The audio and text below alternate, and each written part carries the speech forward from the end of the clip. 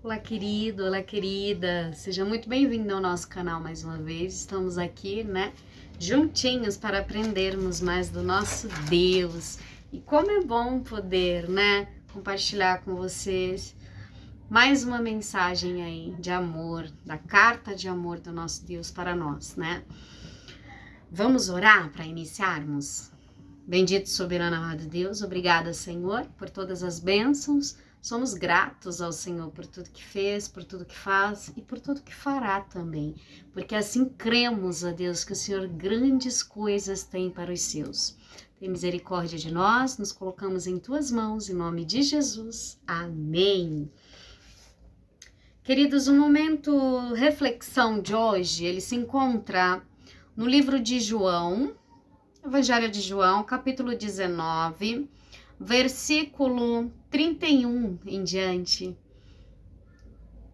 Vai falar sobre quando um soldado abre o lado de Jesus com uma lança, Então os judeus, para que no sábado não ficassem os corpos na cruz, visto como era a preparação, pois era o grande dia daquele sábado, rogaram a Pilatos que lhe quebrassem as pernas e fossem tirados. Os soldados foram, quebraram as pernas ao primeiro e ao outro que com ele tinha sido crucificado. Chegando, porém, a Jesus, como vissem que já estava morto, não lhe quebraram as pernas. Mas um dos soldados lhe abriu o lado com uma lança e logo saiu sangue e água. Aquele que isso viu testificou, sendo verdadeiro o seu testemunho. E ele sabe o que diz a verdade, para que também vós creiais. E isto aconteceu para que se cumprir a escritura. Nenhum dos seus ossos será quebrado. E outra vez, diz a escritura, eles verão aqueles a quem transpassaram. Então aqui vai nos relatar fatos sobre a morte de Jesus, E a Bíblia, ela é tão excelente, tão verdadeira, vamos dizer assim. A palavra do nosso Deus é tão, tão notória, tão excelente, essa é a palavra, que ela vai nos relatar que eles queriam quebrar as pernas, dos três. Então, um de cada lado, tinha lá o ladrão da cruz e Jesus estava ao meio. E a narrativa vai nos falar que eles quebraram um dos dois. Porém, quando chegou na vez de Jesus, que estava ao meio, um dos soldados pegou uma lança,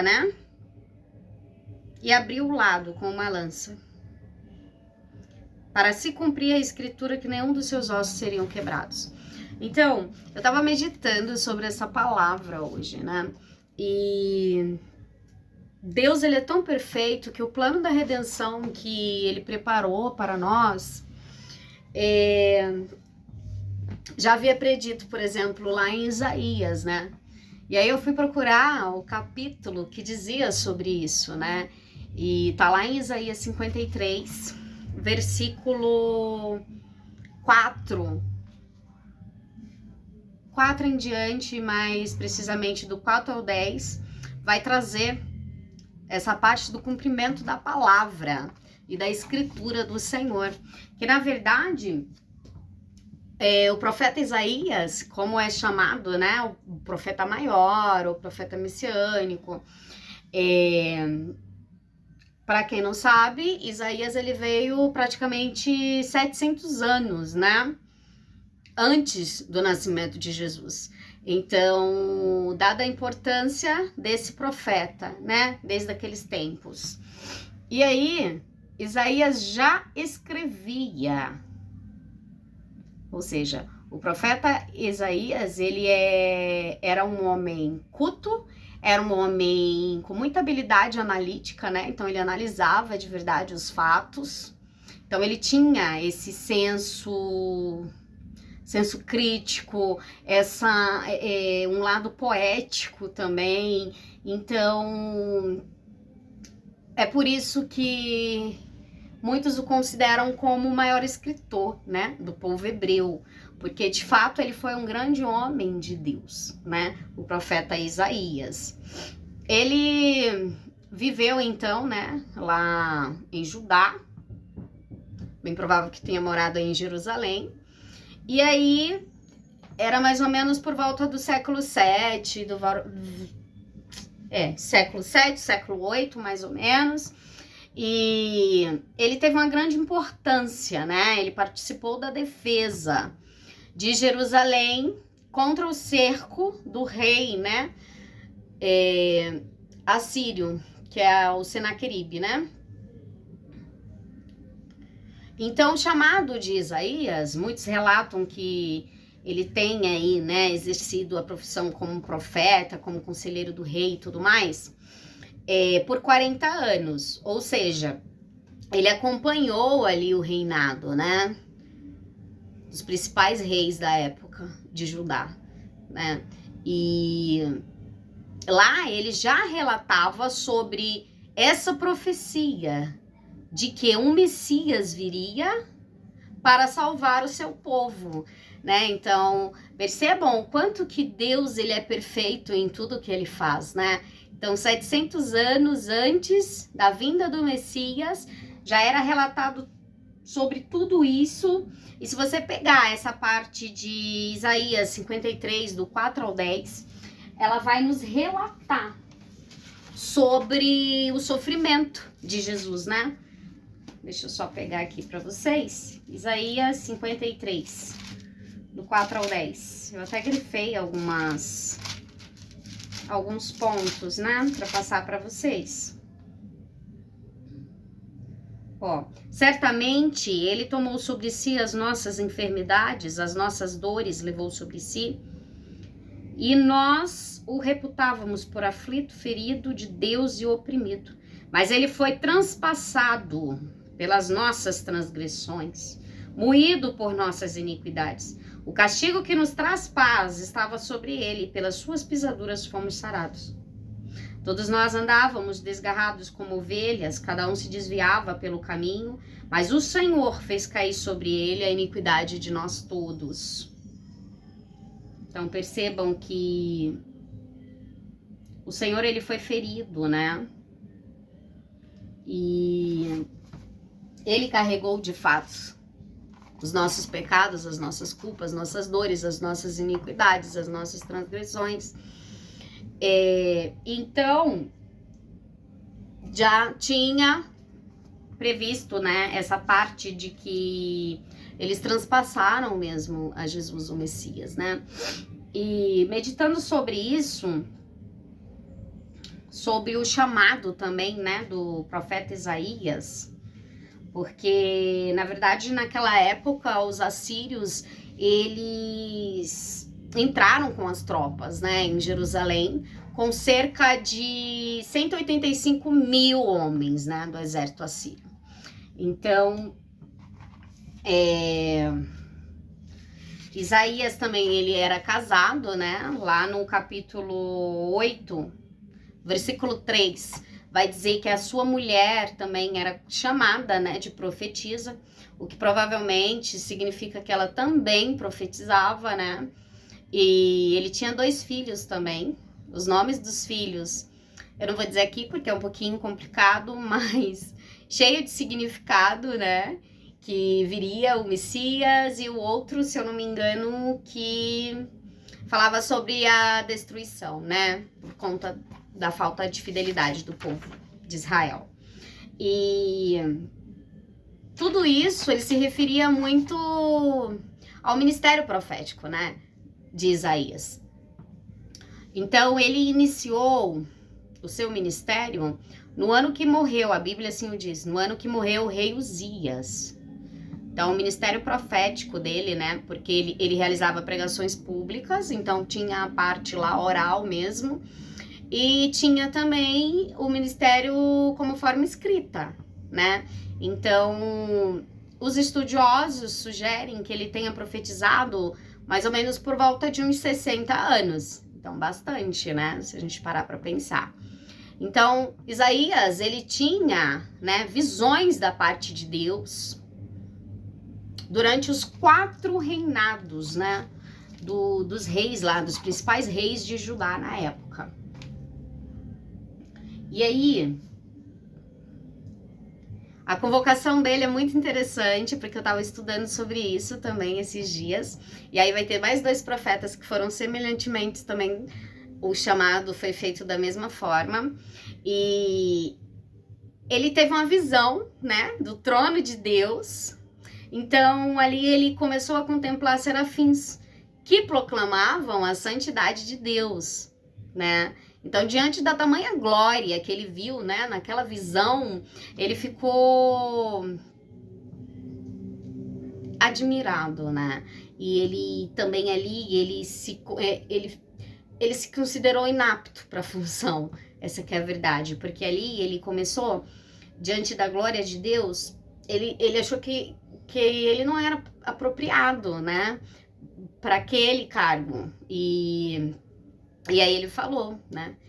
Eu sou um homem de lábios impuros, né? Como quem diz, eu não sou digno, né? Então, a Bíblia vai dizer que veio um dos serafins, tocou na sua boca com a brasa viva e lhe purificou. Em outra ocasião, ele ouviu a voz do Senhor, que dizia, né? A quem enviaremos e quem há de ir por nós? E aí aquela famosa frase, né, que diz, o profeta respondeu, né, eis-me aqui, envia-me a mim. Isso vai estar lá por volta do capítulo 6, mais ou menos. Então é bem interessante a história do profeta Isaías, né, filho de Amós, né, eles também vieram antes dele, no caso o pai dele, o profeta Oséias também, que eram extremamente homens usados ali naquela região, principalmente na região norte, né. E a principal mensagem do profeta era muito mesclado, na verdade, porque ao mesmo tempo que ele repreendia o povo, né, ele falava então, né, sobre maldições, sobre a infidelidade do povo. Então, ele meio que alertava mesmo ao povo quanto aos erros. É a parte de repreensão mesmo, né? Mas, por outro lado, ele também trazia conforto e esperança, principalmente pela restauração futura, né? Daquele povo e do povo de Deus. Então, ele pregava muito sobre a importância da fidelidade ao Senhor. Porque muitas vezes, hoje em dia, quando nós dizemos infidelidade, as pessoas acham que está relacionada só a dízimo e ofertas. Quando que não, né? A nossa fidelidade ao Senhor também é provada no que pensamos, no que fazemos, no que projetamos, né? Então, tá muito ligada também às nossas atitudes, né? A maneira como vivemos, a maneira como tratamos o outro, né? Sobre o que fazemos e que muitas vezes escondemos. A gente pode esconder do homem, querido, mas de Deus ninguém esconde nada, né? Então, muitas profecias, né? Muitos dos julgamentos do profeta Isaías, eles vieram a ser realizados no ministério de Jesus. E outras, entretanto, se você pegar, por exemplo, Isaías 66, vai ver que tem ainda algumas coisas para se cumprir, né? E da realidade dos novos céus, da nova terra, né? E aí, vem cá, meu amor, vem cá. A Laurinha acabou acordando. Vem cá, deita aqui com a mamãe. E aí, só para resumir, a Laurinha acabou de acordar. Só para resumir, gente, essa parte do novo céu, da nova terra, né? E todo cumprimento, né? Para a igreja de Deus, para o povo de Deus, é isso que nós aguardamos, né? Lá em Apocalipse 21, vai relatar sobre os novos céus e a nova terra. Então, o que eu quero dizer é que assim como Cristo e seu ministério, tudo foi assim, devidamente teve o cumprimento de fato de tudo que Deus planejou, né? Para a vinda do Senhor, na sua morte e tudo mais, cada detalhe.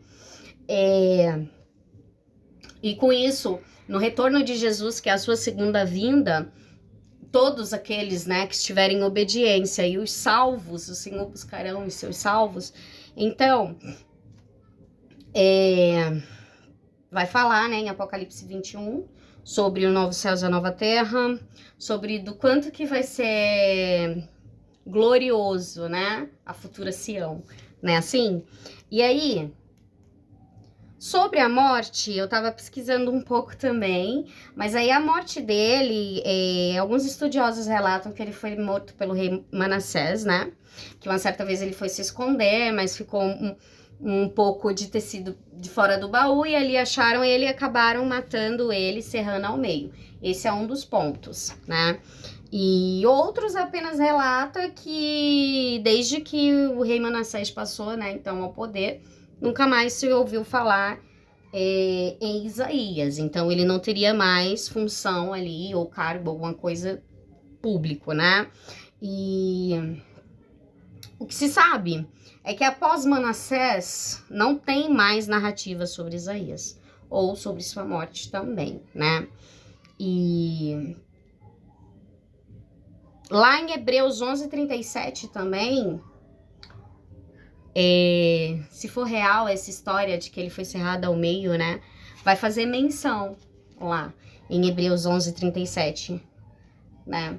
Porque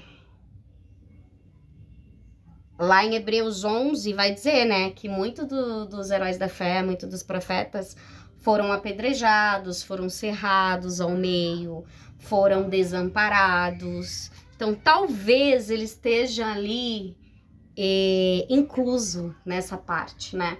Não sei, não sabemos ao certo, mas é um caso a se pensar também, né? E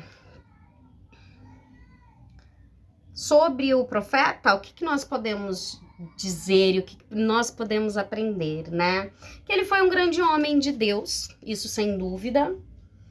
E por mais que se passassem tantos séculos, porque se está no século 21, ele viveu por volta dos 7, então são 14 séculos, né?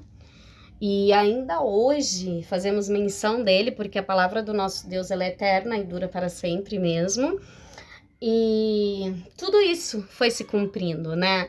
Então, que perfeição que é, né? Que bênção que é. Lá em Mateus 24:35, eu li também hoje, vai nos dizer, na verdade, o próprio Jesus vai nos afirmar que todas as coisas podem passar. O céu e a terra passarão, mas as minhas palavras jamais passarão. Então, meditando sobre isso, todo o cuidado de Deus em cumprir tudo aquilo que já havia, né, premeditado sobre Cristo, sobre sua morte, sobre cada detalhe, para que se cumprisse a profecia de forma excelente, desde a sua morte, da sua ressurreição, agora a sua vinda também, né, que será gloriosa. Então, o que eu posso dizer para os irmãos é que tudo aquilo que Deus tem para mim e tem para você vai se cumprir, sabe? Não importa se às vezes a gente fica chateado com algumas coisas, porque, de verdade, no mundo tereis aflições, né? E quantas aflições têm os filhos de Deus? Mas o bom de tudo isso é que nós temos um Deus tão excelente, um Deus tão maravilhoso, conselheiro, príncipe da paz, é isso que ele é mesmo, que ele nos ajuda nos momentos difíceis, sabe? Eu acho que o X da questão é estar no centro da vontade de Deus, cumprindo o propósito daquilo que ele quer para nós, e sermos sempre sinceros, verdadeiros com o Senhor, né? Que o Senhor, ele se agrada de quem é verdadeiro, e o Senhor, ele se agrada de um coração contrito, quebrantado, e a Bíblia vai dizer que ele se achega a essas pessoas, né? Então, não adianta ter olhos altivos, não adianta ter cerviz, não adianta ser, assim, aquela pessoa como quem diz, eu dou conta de tudo, porque muitas vezes não dá, né? O ser humano tem as suas limitações, tem as suas fraquezas, mas o mais importante é estar, né, no centro da vontade de Deus mesmo, porque o nosso Deus, ele é fiel para os seus. E ele é rico em perdoar também, né? Então, acho que a principal mensagem dessa mensagem é do cumprimento lá da morte do Senhor, que realmente não puderam quebrar os seus ossos, porque não podiam comparar com os outros pecadores, né? E queriam também, se parar para pensar, eles queriam colocar ele num túmulo comum. Só que aí o José de Arimateia, que era o homem rico, né? Nobre na época, não permitiu também. Então vocês percebem, tem todo um cuidado por trás, né? E aí, meditando sobre isso, é o que eu falei, né? Tudo que Deus diz ao meu e ao seu respeito vai se cumprir. Então, no tempo certo, né? No tempo proposto pelo Senhor, irá se cumprir. E aí, o que nós temos que fazer? Aguardar no Senhor, sabe? E aguardar, claro, orando, buscando, né? Melhorando sempre, mas com muita fé, com muita aptidão, com muita devoção ao nosso Deus, né? E buscar, de fato, esse Deus que é maravilhoso e que cumpre a sua palavra na minha vida e na sua vida, sabe? Então, muitas vezes a gente costuma se decepcionar com o homem, porque o homem falha, mas o nosso Deus não, gente. O nosso Deus, ele é tremendo, o nosso Deus, ele é fiel, ele é verdadeiro, sabe? E ele cumpre tudo aquilo que ele promete aos seus. Então basta, né, que tenhamos ali convicção e muita fé, sabe? Ponto-chave é esse, tenhamos fé de que Deus é fiel para cumprir tudo aquilo que ele quer para mim e para você, tá? E o nosso Deus, ele é tremendo, ele é verdadeiro, e ele tem grandes coisas para mim e para você, né? E tem um louvor que diz assim: eu estou sentindo que está chegando uma novidade pra minha vida. É uma promessa antiga, desejada, tão chorada. Então, é isso, as novidades do Senhor virão sobre nós, amém? Bendito Deus, muito obrigado por essa mensagem, obrigado por sentir o Senhor tão perto a nós. Que o Senhor de fato traga novidades, Senhor, nas nossas vidas. Ah, Senhor, sem ti nada somos, nada podemos. Tu és o nosso Deus, a nossa esperança. Que o Senhor nos capacite cada dia mais a compreendermos tudo aquilo que o Senhor quer para nós. Em nome de Jesus, amém. Que o Senhor te abençoe, proteja e guarde a todos vocês e a toda a família. Beijo!